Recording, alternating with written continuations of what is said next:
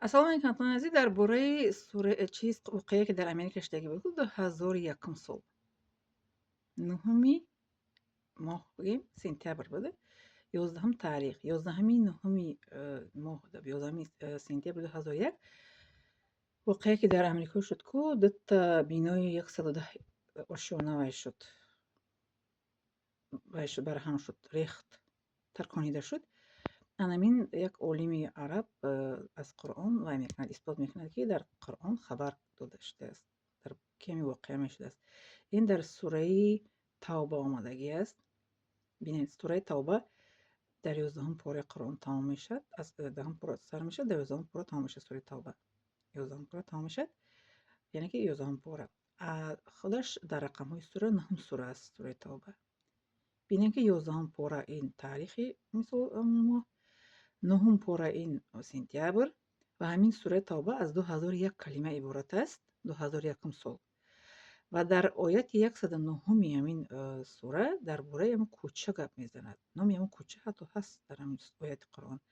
در همون کوچه جارین هر نام داشته است. جارین هر در قرآن در آیت 109 اومده است که جروفین هر.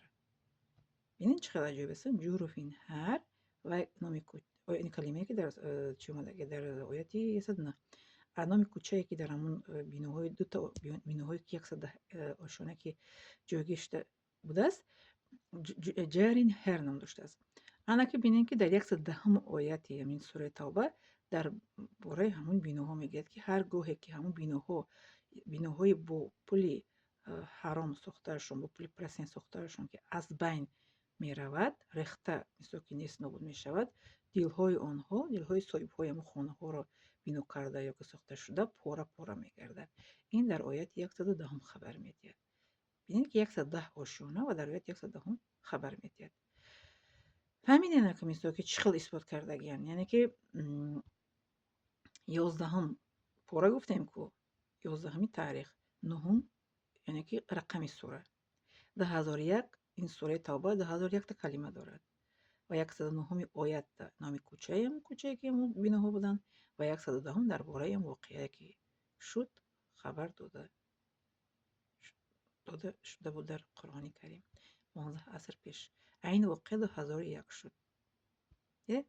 و بطور میگه در قرآن همه چی نیست. در قرآن همه خبرها هست، در خبرهایی که از زمان آدم تا این دم همه سوال ما جواب میبینیم در از قرآن کریم. از زمان آدم تا این دم، تا همین زمانی ما کدام سوالی که نبودیم در کدام ساحه‌ای که نباشد از قرآن کریم و در آن سوال جواب خواهیم یافت. خب زنده سلامت خانه و سربلند باشید. بار دیگر به شما سعادتمندی ایدنی قیمت خدا برای همه مناسب بگرداند و لایک، подписаться و подписаться فراموش نکنید.